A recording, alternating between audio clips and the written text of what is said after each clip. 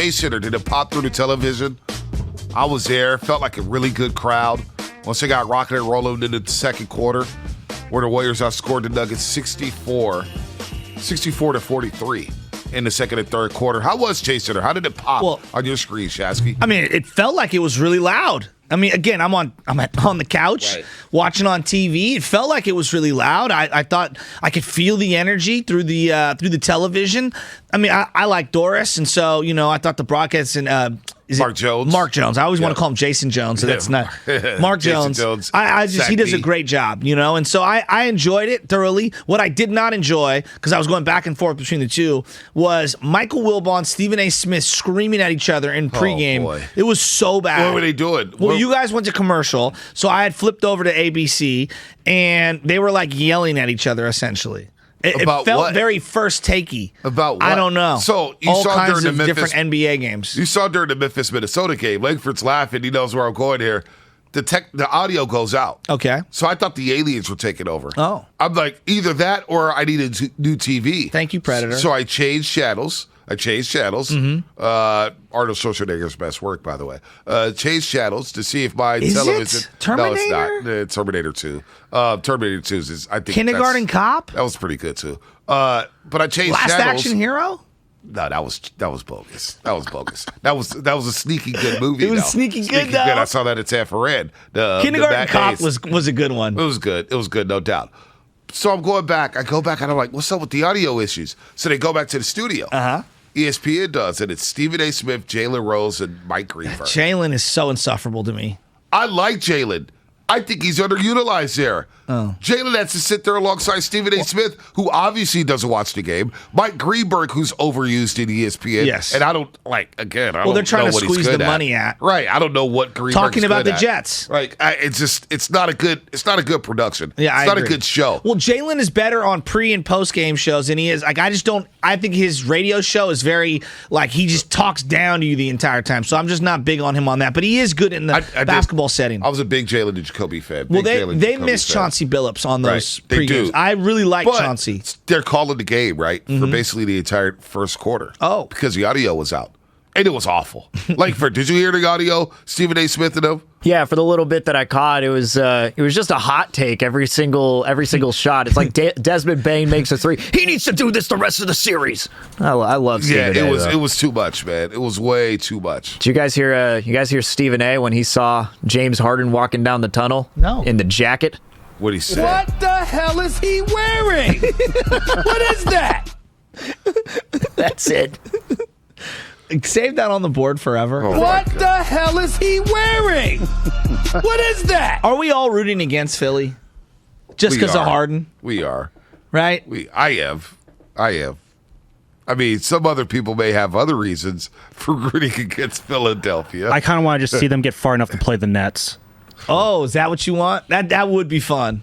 I'm kind of here for that one too. Nets losing. While we're here, before we get back into the Warriors, the Kyrie thing. Do we have the audio?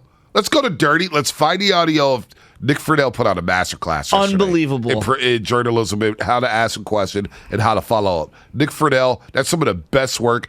We're going to play that in a second after Dirty, but and I'll explain on the other side. Let's get to Dirty about the Warriors game first. Dirty and Allen Rock. What's happening, Dirty?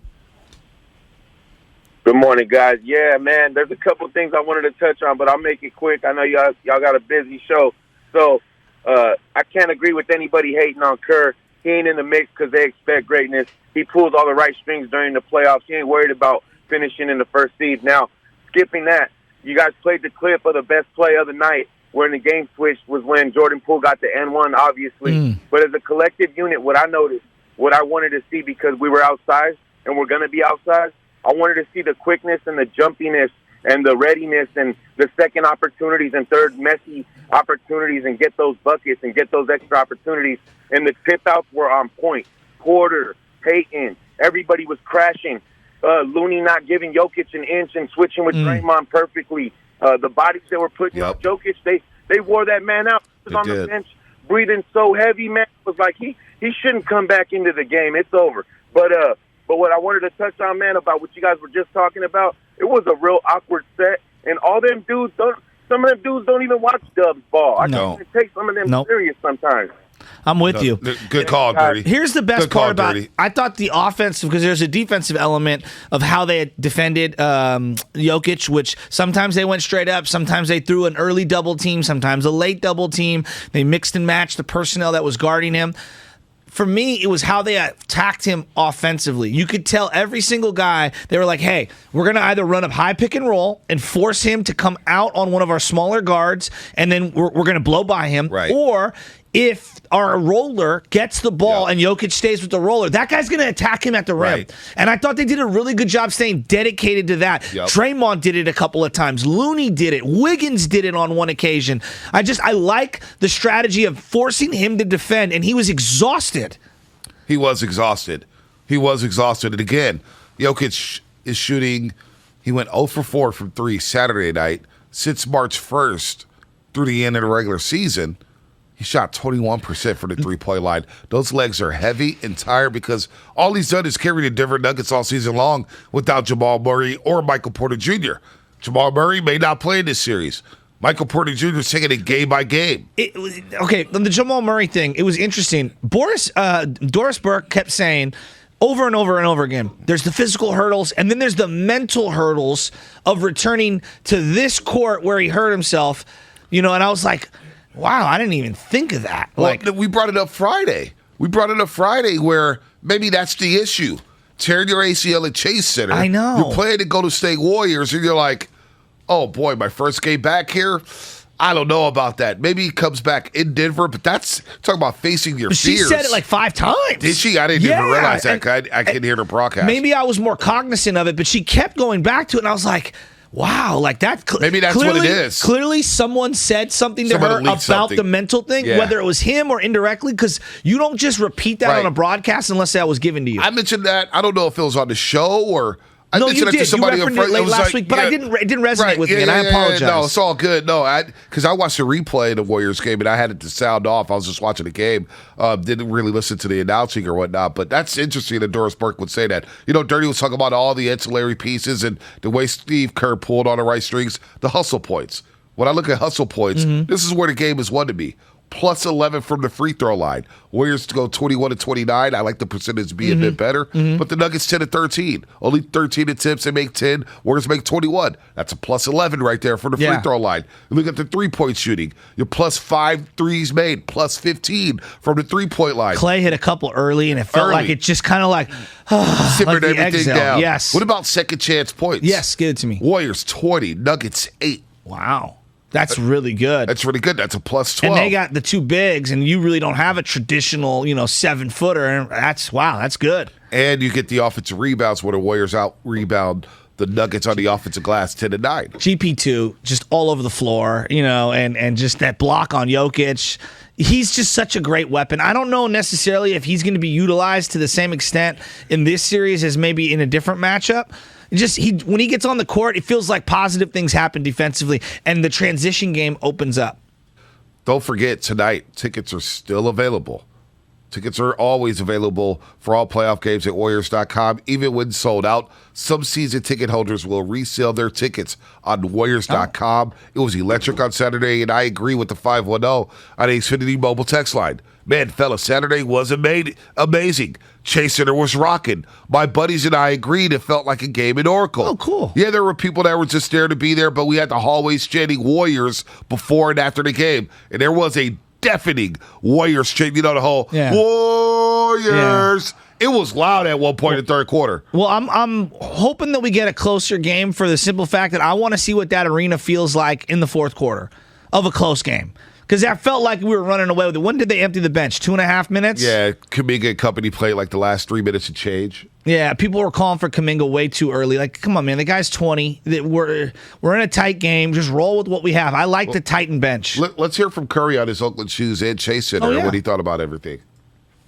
Knowing we hadn't been in the playoff series since Oracle, so kind of passing the torch off. There's also some tech stuff in the shoes for my foot just to kind of make sure I was in good shape. So I was like my Forrest Gump. I just trying to learn how to run and walk again situation. It was great. There were some great moments. And like I said, it's still It's still a young building and environment, and you're trying to find its identity. But, it was loud at times and went on some runs. There was a moment by the end of the third, I think we got up to like a 18, 20-point lead, 18 or something like that, and GP got fouled on transition. And it was almost because the lead was so big, you lose like the anxiousness of the moment. And that's where you remind yourself, like, this is a playoff game. Like, every possession is important. I started pointing at the scoreboard, like, trying to get everybody hyped.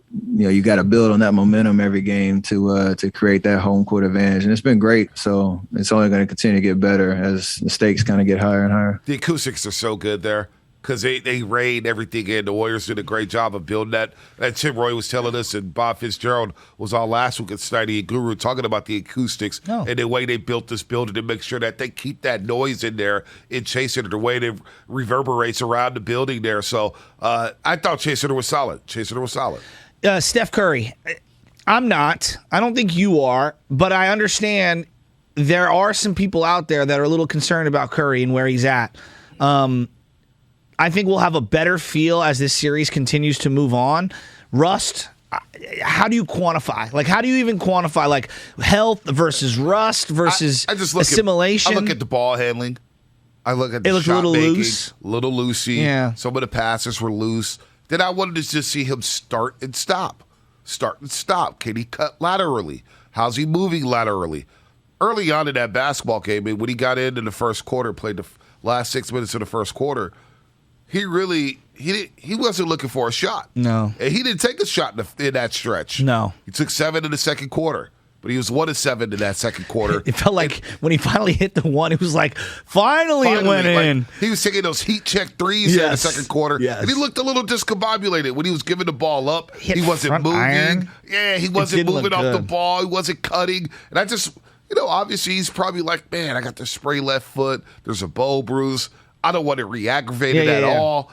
He checked out fine. That was good. And by the way, the jacket he had on after the game, I don't know if you saw it. I don't think I saw it. That was next level. That jacket I was too transfixed on E40's outfit sitting next to you. Oh, the custom Louis Vuitton? Tell me we got the sound at some point of him saying that all the other rappers are jealous of him he's like, because of his team. Because of his teams. E40's the best. He said the Giants, Niners, and Warriors. He goes, all these other rappers jealous of me.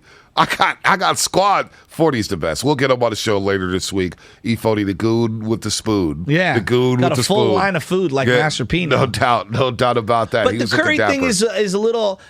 I'm not worried. Minutes restriction. I'm not concerned. Minutes restriction but so Bonta, far. like the eye emoji, the monocle, I'm monitoring it. Oh yeah, there's no doubt. That's where I'm at right We're now. watching. Like, I'm just seeing what's going on and seeing where. Now I think that he can ramp himself up. I know you hate that term throughout this series to get ready for the next one. And I'm not dismissing the Nuggets, but I think that that's got to be the big takeaway, because if you want to go on a run, you're going to need Curry at some level.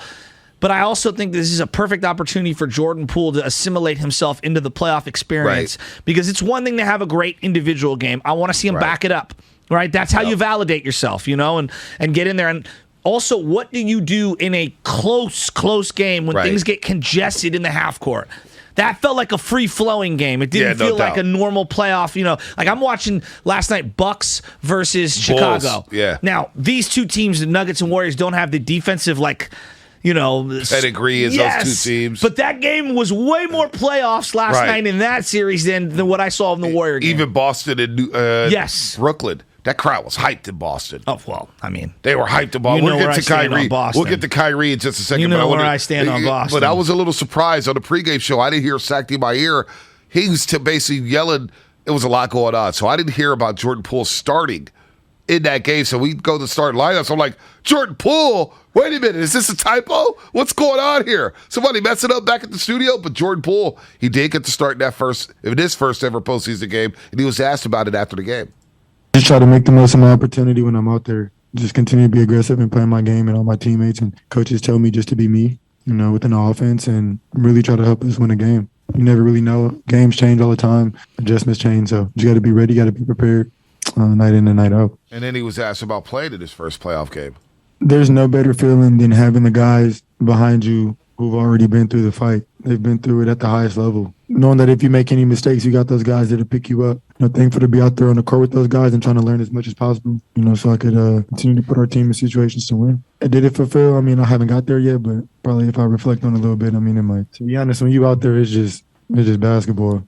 Jordan Poole, 30 points in his playoff debut, 9 of 13 from the floor, 5 of 7 from the three-point line, and he broke some records here. Jordan Poole, according to the Elias Sports Bureau, at 22 years old, Jordan Poole becomes the youngest Warriors player to score at least 30 points in their first career playoff game.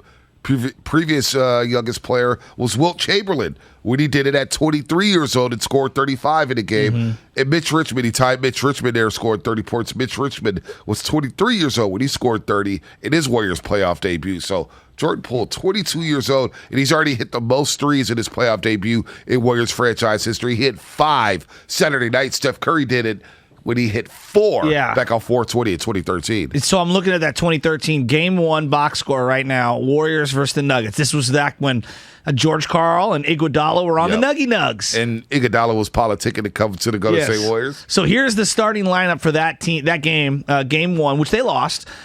Steph Curry, Klay Thompson, Andrew Bogut, David Lee, Harrison Barnes, Jared Jack off the bench, Carl Landry, your boy Festus out there with an 0 for 1.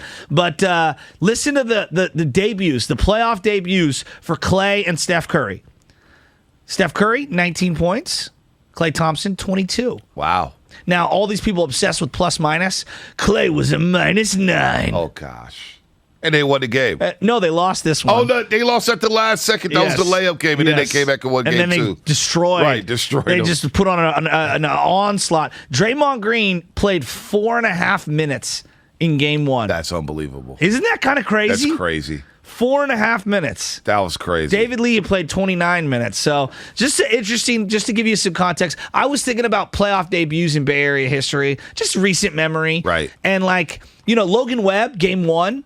Logan Webb's good. Logan Webb, Logan Webb's a good one. Was a good one. I was thinking about Tim Lincecum against Atlanta. Yeah. where he came out and had the 14 Ks. That one pops. That one, because it was a 1-0 game. And they won the World Series. So it kind of sets the tone. Logan Webb's was slept on. Oh, big time. I've been already forgotten about that. Dude, and then he backed it up in Game 5. Yeah, no, Logan Webb's a really good call. Yeah, and he was awesome in that game. Yeah, he was awesome. And then I was thinking about Nick Bosa against Minnesota, that game that he was just on fire. Yep. And Jordan Poole's, I feel like, is as good as any of those. Maybe the Timmy one notwithstanding, but Timmy was a little older and more established than where Poole's at. He already had the Cy Youngs. Yeah. Jordan Poole hasn't even got there yet. No. I mean, unbelievable. 14 it's a great points. Performance. 14 points in that second quarter. Finishes with 30. He was the best player on the floor alongside Draymond Green. Draymond Green, when he scores 10 or more points over the course of his career for the Golden State Warriors, over the course of his career, when he scored 10 plus points in a game,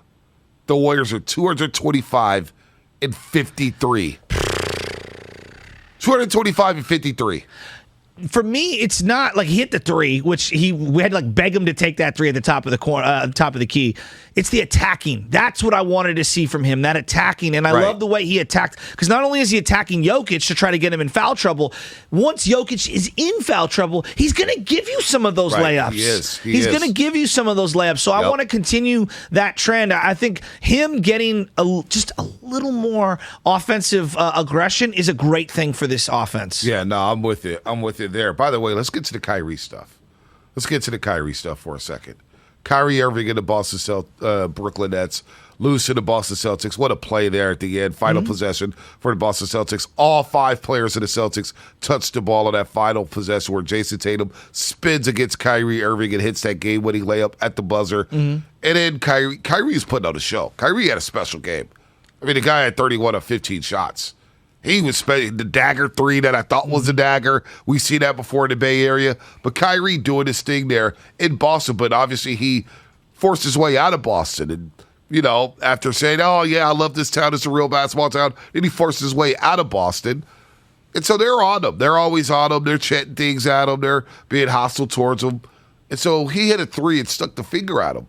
And then during one play where he's inbounding the basketball, he's looking at ball, saying, yeah, whatever, cry, you guys stink.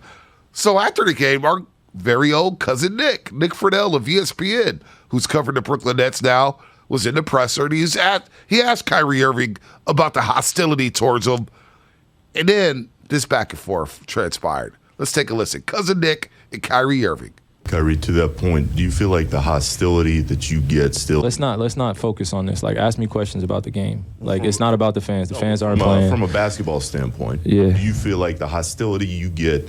There's no hostility, bro. It's basketball. Well, you were flicking some people off. I'd say that's some hostility. From what? What point? Are you guessing that that's hostility, or like hostility for me is like growing up? Well, we've never seen that from you this season, where you are running down the floor flicking people off. It's the first time you actually caught it because it's a big-time game. I respond in different ways. You know what I'm saying? I'm not trying to focus on that. If you want to ask me questions about the fans, go ask them. Go on the street and ask them questions, all right? But I'm asking from your perspective, from a basketball perspective, do you feel like the hostility that you get... It's not hostility, bro. Do you feel like the energy you get from fans in this building brings out the best from you? Embrace it. Embrace it. It's the dark side. Embrace it. That was Cousin Nick. And Kyrie Irving. Cousin Nick did his damn thing to hold his own. He was awesome. And by the way, 408, Xfinity Mobile text like Colin Kaepernick's first playoff game was really good. No, it was outstanding. Epic. He ran for 190 yards and threw Right. for almost 300. Yeah, how did I forget that one? How did we both forget that one? That's a great call. But on the Kyrie thing, so he flipped off. I saw videos where he flipped off at least twice. Some are saying 3, but I saw 2 on the court. Then he cussed at someone as he was walking in the locker room. Like one incident, okay, I'm willing to give you a pass. When you do it over and over again, it's like, come on, Kyrie. Like, I'm not Mr. Like, I'm triggered, I'm outraged, the children. But on some level, it's like, Kyrie, can you show a level of maturity? You've been in the league for a long time. Right. You got to understand, like, it is bigger than you sometimes, and you do get paid. I'm not saying that you know, who knows what kind of language was used and directed toward him. I'm not here to exonerate the fans, but you get paid the big bucks, and part of getting paid the big bucks is you got to learn how to deal with the fans, whether they're out of line or not, you know, and it's unbecoming. I mean, that's really what it is. Right. It's unbecoming of a superstar. And how about Cousin Nick holding his own now, going back and forth saying, hey, look, I loved it. I'm discussing the energy for the basketball game. But he's right. Can you get into that? And Kyrie, I tell you about an incident I had with Kyrie in the locker room. They had played the Warriors. Really? This is on a small scale. But how long ago was this? This was 2017. So he's 2017. Still with Cleveland. Yeah, I like that. I like that Lakeford. He's still with Cleveland. And they played them on Christmas. Hi, I'm Bonta Hill, 95.7 The Game. Yeah, basically, hey, Bonta Hill, 95.7 The Game. Can you discuss the rivalry that you guys have been building here? You guys have met 2 straight finals. You know, you're on course to meet for a 3rd straight time. Was this the Christmas game? Christmas game. Wow. Christmas I remember that game. And I was like, you know, we want to discuss this rivalry. And this was when the Halloween cookies came out. The Halloween party, the 3-1 band and all that stuff. And he goes, rivalry. Klay Thompson. He goes, rivalry? What's a rivalry? And I'm like, well, when 2 teams play a lot for big stakes, and there's hostility. And he goes, well, when I think about rivalry, I think of Bulls, Pistons, and yada, yada, yada. I was like, all right, Kyrie. And then once the scrub was over, he's shaking his head at his PR director.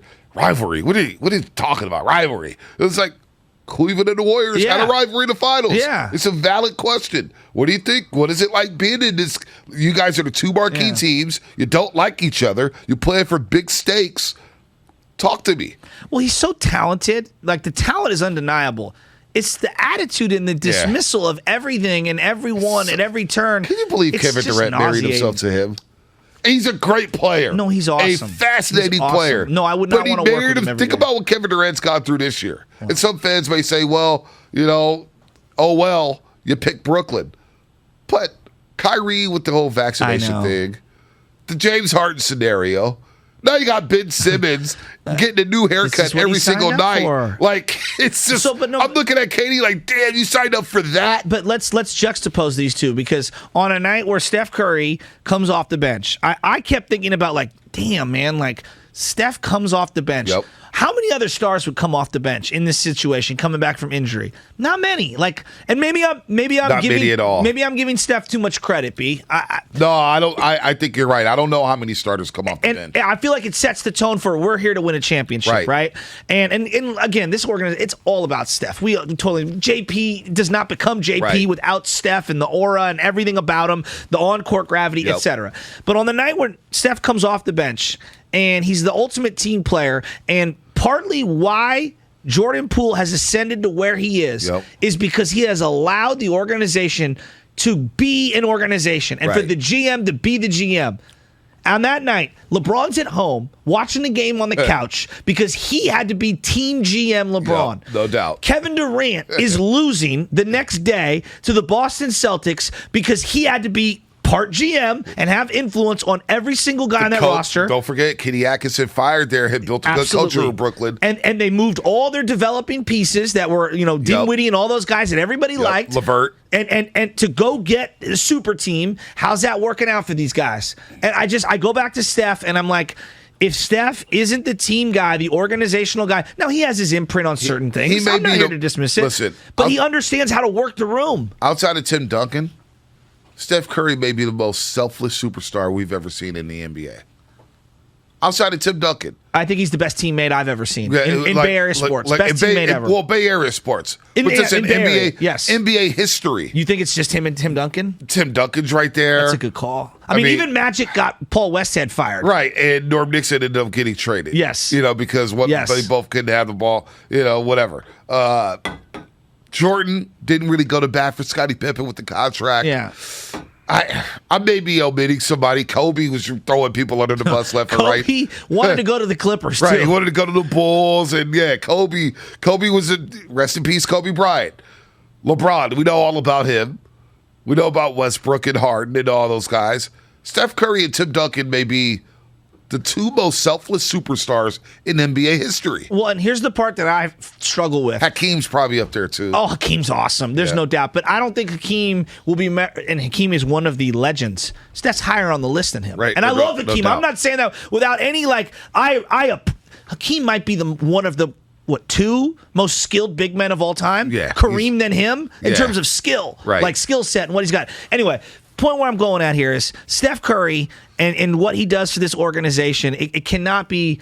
It just cannot be talked about enough. And I look at what Kyrie is, and he flipped off the fans 3-4 times. Why do I feel like Steph throwing the mouthpiece became a bigger deal on national media than what Kyrie just did? Oh, yeah. No, I mean, how is that fair? Kyrie does it over. But how's that fair? Well, Steph threw it he didn't throw it out of fan. He threw it out of frustration. Well, it's LeBron narratives. It's everything. Dave McMenamin was running with that. Dave McMenamin was talking crazy. By the way, Dave McMenamin, one of the only people at ESPN to pick the Nuggets over the Warriors. He picked the Nuggets in 6 to win this series. I'm not saying the series is over, but I see why Dave people. McMenamin picked the Nuggets to win in 6? Yeah, no doubt. Here's the Steph Curry on the decision. Yeah, here we get to KC and Marin in just a second. Don't forget Warriors game in a day. Tip off against the Nuggets at 7 p.m. Warriors Live starts at 5:30 right here at 95.7 The Game with Damon and Rattle, presented by Xfinity Sports Zone, the ultimate sports hub experience. Don't forget, get your tickets at Warriors.com. Season ticket holders may be selling, so go to Ticketmaster.com to try to get your Warrior tickets for tonight. Game 2, Chase Center will be electric once again. But Steph Curry's decision to come off the bench, let's hear from the man himself.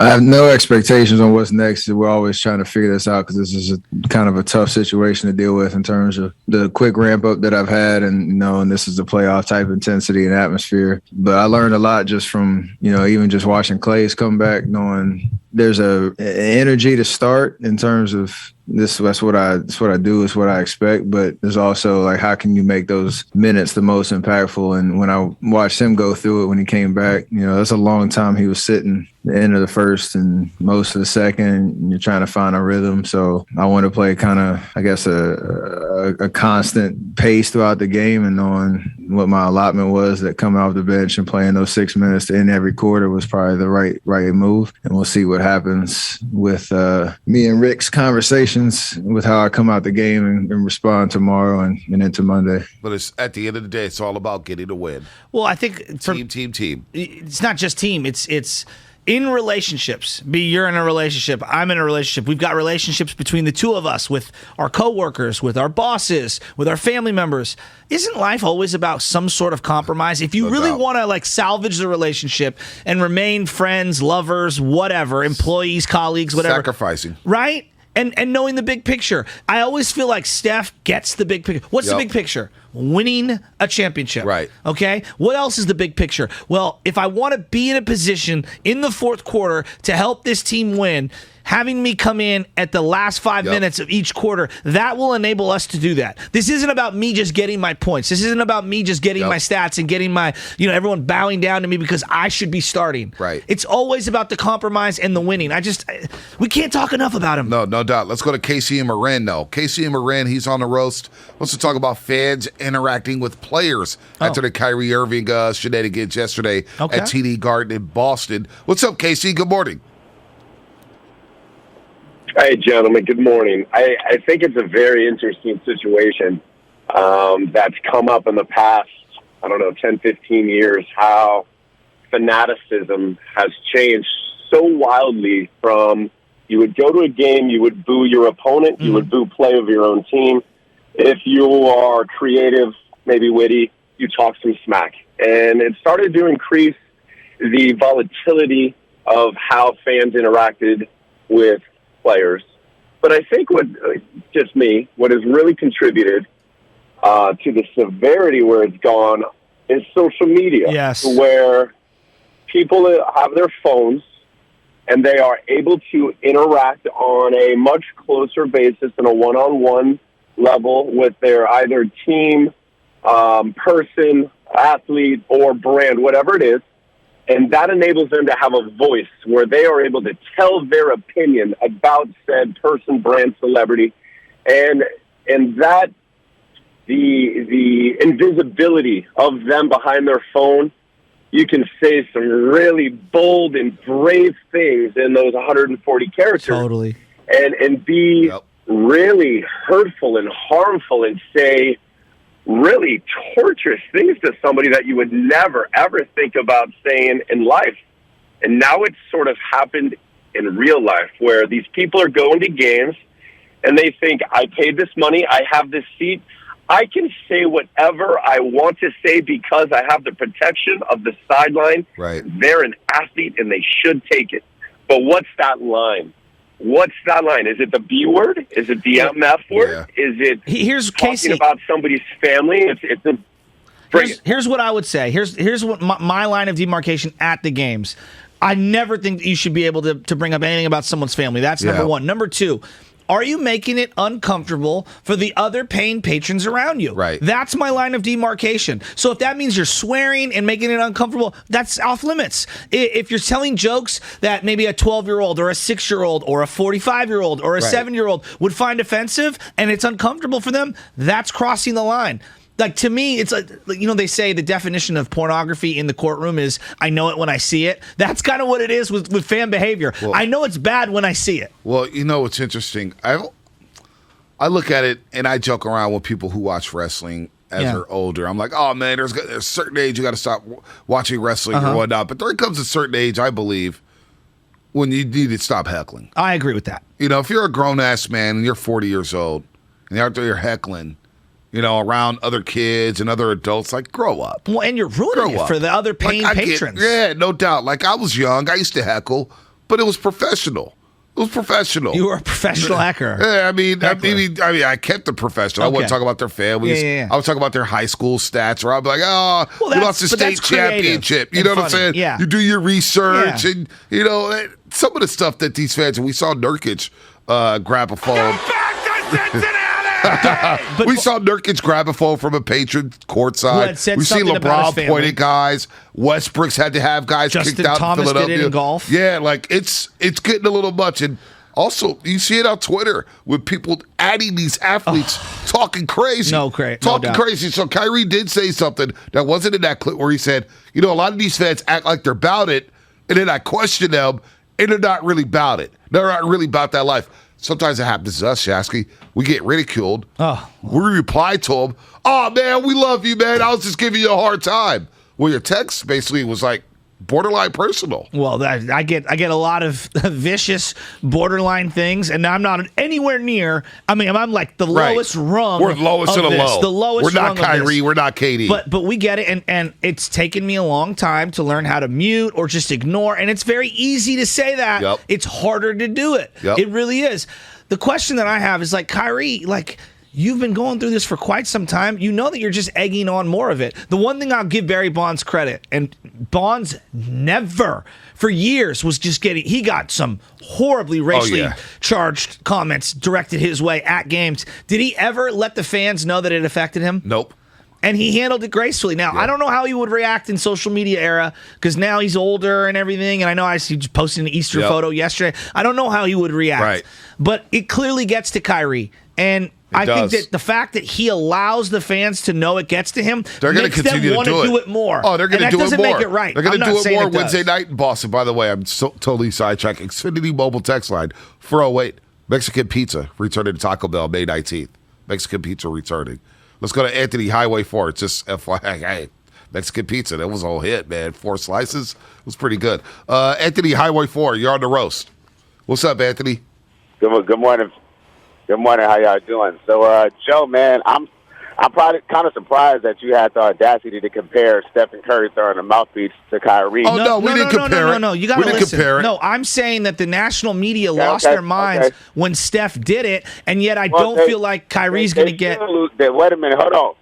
They should lose their mind because you physically hit somebody with something. Kyrie was flipping the bird, so there is no comparison in the two. Because one is worse than the other. And you can't say that the line of demarcation, at least in my opinion, is making fans around you comfortable. Because if the fans support what you're doing at the game, if you went to TD Garden and all the other fans are Boston fans and they support what you're saying, then there is no making somebody feel uncomfortable. Like, everybody's a human and everybody has their limit. Like, different sensibilities. Don't go to games because I don't like the smack talk. Like, I don't go to games specifically for that because, like, I'm not the one to take that. Like, I don't want you talking about me or that type of stuff with my Niner gear on or my Warrior gear on. So, like, I stay at home. Like, I know that about myself. So, like, Kyrie, we don't know what they were saying. But flipping the bird, I mean, come on, man. Like, you gotta allow a person to, like, to have that human element. And you can't say, like, he's been dealing with this for a long time. So what? That don't make it right. So, like. So do you think Kyrie was right? I challenge that because I think that. Yeah, I think he was right. Yeah, I disagree. Sorry for raising my voice, but yes, I do. I think he was right. We'll because, just disagree on that. It doesn't matter how much money you make or whatever the case may be. At the end of the day, you're still a person. And like the caller ahead of me just said, you know, like they go too far. We don't know what was said just because. Right. It is Boston too, Anthony. Hey, Anthony, we got to get to our injury report, but it is Boston too. And they've known to take it too far. Torrey Hunter, I agree with that. I'm not exonerating the fans. Bill Russell wouldn't go back to Boston because of some of the things that has happened there for him. So that city, will like flipping them off. Look, when a professional athlete flips them off, I kind of laugh. I'm like, he's playing to the crowd there. Yeah. But let's continue this after Dave Fleming at 8 o'clock. Tamir, Vernucci, Garrett. We have an interview. Stay on hold. Want to get you. A lot of people want to talk about what happened in Boston yesterday with Kyrie Irving and company. But now time for the Boxer and Gerson Injury Report. It's time for the Injury Report. That really hurt. Brought to you by Boxer and Gerson, Northern California's premier workers' compensation law firm, helping injured workers get their lives back for over 40 years. All right, before the Dubs and Nuggets tip off tonight, the Dallas Mavericks will be taking on the Utah Jazz in Game 2. They're hosting that series. They have home court advantage, and they hope to avoid a 2-0 hole before heading back to Salt Lake City. They may force. They have to win tonight's game because they may have to win it without the services of Luka Doncic as he continues to nurse a left calf strain. Doncic missed his first game of the series, a 99-93 Jazz victory, and Luka has participated in on-court workouts the last 2 days, but was limited to light shooting during practice. He is currently listed as doubtful for Game 2 against the Utah Jazz. That is tonight, of course, in Dallas. The Injury Report brought to you by Boxer and Gerson, Northern California's premier workers' compensation law firm, helping injured workers get their lives back for over 40 years. Dave Fleming coming up on the other side. And don't forget, that will be sponsored by the Golden State Warriors. That's right, Golden State Warriors, Game 2 against the Denver Nuggets. As I turn the page, look at it. Oh, that's it. Brought to you by the Golden State Warriors. Dub Nation. Don't miss the 2022 playoffs presented by Kaiser Permanente.